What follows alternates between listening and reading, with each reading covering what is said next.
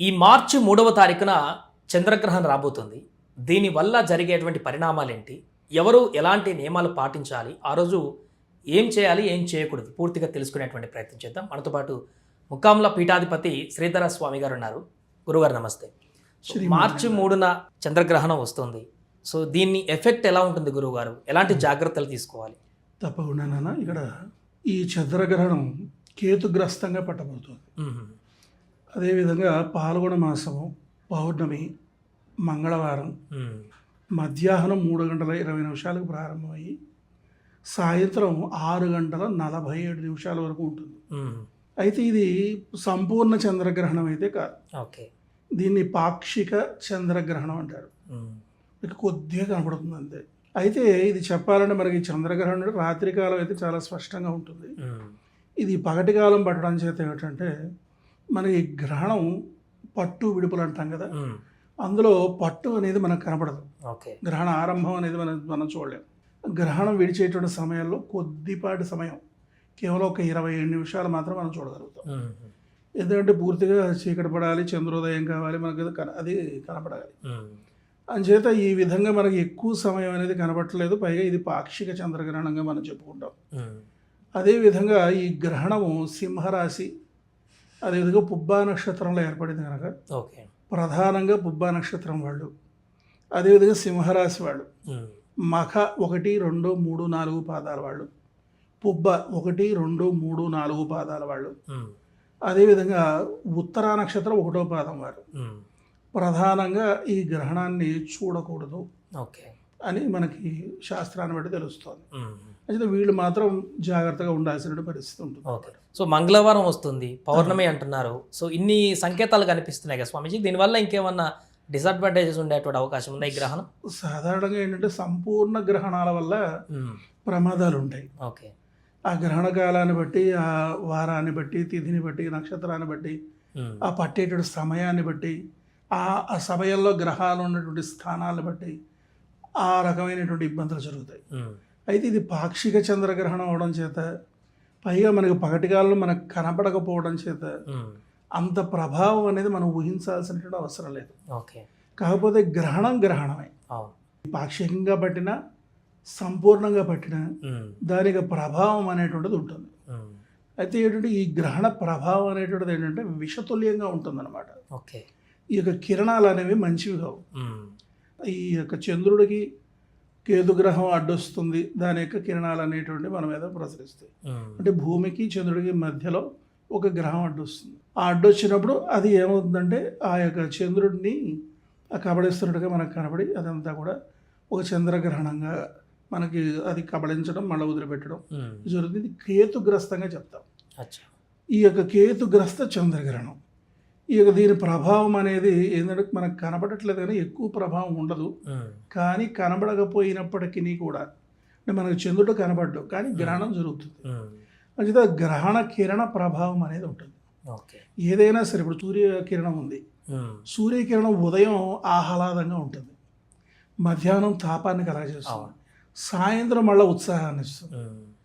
అదేవిధంగా చంద్రకిరణం కూడా మనకి పాడ్యం నాడు ఒక విధంగా, విధియ నాడు ఒక విధంగా, అలాగే పౌర్ణమి నాడు ఒక విధంగా. పౌర్ణమి నాడు పరిపూర్ణ కళలతో ఉంటాడు చంద్రుడు. అదేవిధంగా మనకి ఏమవుతుంది, మళ్ళీ పౌర్ణమి మరుసటి రోజు నుంచి అమావాస్య వరకు కూడా ఈ వేరే వేరే కళలు తగ్గుతూ ఒక్కో రోజు ఒక్కో కళతో ప్రకాశిస్తాడు. ఇక్కడ కళను బట్టి చంద్రుడు యొక్క ఆ లక్షణం అనేది ఉంటుందన్నమాట. ఈ చంద్రకళలో చాలా ప్రధానమైనవి. ఈ చంద్రుడు మానసిక ఉల్లాసాన్ని కలగజేసేవాడు, అదేవిధంగా మానసిక ఆనందాన్ని కలగజేసేటువంటి వాడు, మానసిక ప్రశాంతతను కలగజేసేవాడు. మానసిక పరమైనటువంటి ఏ రుగ్మతలకైనా సరే కారకుడు చంద్రుడు అవుతాడు. ఎప్పుడైతే చంద్రుడు దోషభూయిష్టంగా ఉంటాడో దానికి వ్యతిరేక ఫలితాలు అనేటువంటివి వస్తాయి. అంచేత ఈ యొక్క పౌర్ణమి నాడు, పాల్గొన పౌర్ణమి నాడు, పైగా ఆఖరి పౌర్ణమి, ఇక చంద్రకిరణ ప్రభావం అనేటిది అంటే కొంచెం ఎట్లా ఉంటుందంటే ఈ పరిపూర్ణమైన కళలతో లేకపోవడం చేత ఏంటంటే ఆ కళలు కబళించబడడం చేత కాస్తంత ప్రశాంతత అనేది లోపిస్తుంది. సో జనరల్గా ఇప్పుడు ఇంట్లో ఉన్న వాళ్ళు ఏమైనా జాగ్రత్తలు తీసుకోవాలా గురుగారు ఈ యొక్క గ్రహణ సమయంలో? గ్రహణ సమయంలో సాధారణంగా ఎవరైనా సరే గ్రహణం చూడకుండా ఉండడం అనేది మంచిది. ఇంట్లో మనం ప్రధానంగా తీసుకోవాల్సింది ఏంటంటే దర్భ పుల్లలు ఉంటాయి. ఆ దర్భ పుల్లలు కాస్త ఇంట్లో ప్రధాన దేవతా మందిరాల్లోనూ, తర్వాత అదేవిధంగా ఈ ఊరగాయ జాడీలు పెట్టే దగ్గర, తర్వాత ఈ బియ్యాలవన్నీ మనం కందా కొట్లు అంట పూర్వం స్టోర్ రూమ్స్, అందులో ఇవన్నీ పెట్టుకోవడం ద్వారా ఆ కిరణ ప్రభావం అనేటువంటిది ఉండదు. అయితే ఇంకొక విశేషం ఇక్కడ గమనిస్తాం ఏంటంటే, పూర్వం నుంచి గ్రహణం పట్టేటువంటి సమయానికి ఒక పళ్ళెం పెట్టేసి అందులో నీళ్లు పోసి రోకలు నిలబడితే నిలబడతాం. నిలబడి గ్రహణం విడిచేసే సమయానికి రోకలు పడిపోతుంది ఆయనందరిది. కానీ అది భలే విశేషం అనమాట. అది చాలా ఆశ్చర్యాలకు గురి చేస్తూ ఉంటుంది.